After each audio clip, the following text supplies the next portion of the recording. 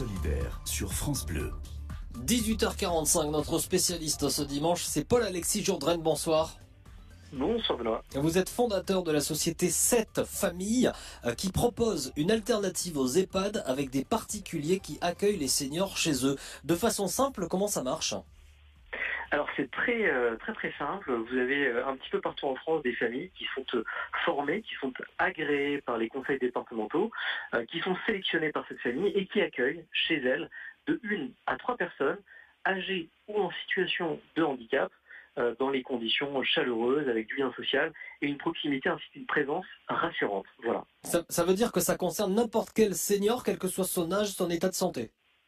Absolument. Il y a des personnes qui ont des pathologies un peu plus dures que les autres, comme des pathologies Alzheimer ou Parkinson. Il y a d'autres personnes qui ressentent juste le besoin de continuer à avoir un lien social, à avoir de l'entourage, une stimulation. Il y a également des personnes en situation de handicap qui sortent de foyer ou alors qui effectivement n'ont plus la possibilité de rentrer dans une structure collective ou qui cherchent une alternative. Et donc tous ces profils finalement viennent chez cette famille, viennent dans nos familles afin de chercher un peu de lien social, afin de chercher une chaleur, une présence humaine et une présence rassurante qui est indispensable pour continuer à vivre comme on veut et comme on souhaite, c'est-à-dire comme à la maison. Et évidemment, si on a besoin de soins hospitaliers, là, à ce moment-là, c'est un autre cas, c'est particulier. J'imagine qu'il faut quand même, voilà. Et oui, oui, effectivement, quand on a des pathologies un petit peu plus lourdes ou difficiles et que ça nécite un soin médical, dans ces cas-là, l'EHPAD ou la maison de retraite est beaucoup plus indiqué. Combien ça coûte ? Alors, le coût d'un accueil familial aujourd'hui en France, c'est 1 000 € tout compris en reste à charge.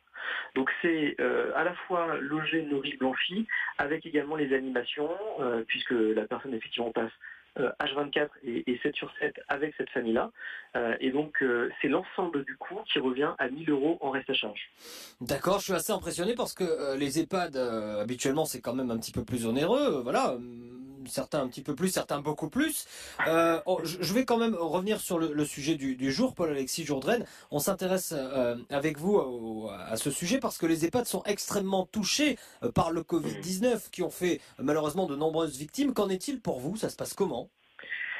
Alors écoutez, c'est assez intéressant de constater que les structures effectivement familiales sont beaucoup moins denses et beaucoup moins on va dire populeuses que les établissements collectifs. Donc comme il n'y a que 3 personnes qui effectivement vivent ensemble, il y a une contamination qui est beaucoup plus réduite quand le virus existe dans la cellule familiale, puisqu'il y a maximum 3 personnes qui sont touchées. On a constaté, nous, sur un réseau d'à peu près 4000 familles accueillantes qui représentent 8000 personnes suivies par cette famille, qu'il n'y avait que 2 cas qui avaient été déclarés. Et effectivement, c'est quand même assez réduit. Alors, je tiens aussi à préciser qu'on a été un peu une soupape pour les hôpitaux au début finalement du Covid, puisque les hôpitaux ont resserré les jours de convalescence, ont ensuite donc cherché des endroits où ces personnes pouvaient être accueillies, les EHPAD étant fermés. Voilà, ils se sont aussi tournés vers notre réseau. Comment vous expliquez que vous êtes finalement, entre guillemets, si peu connu ?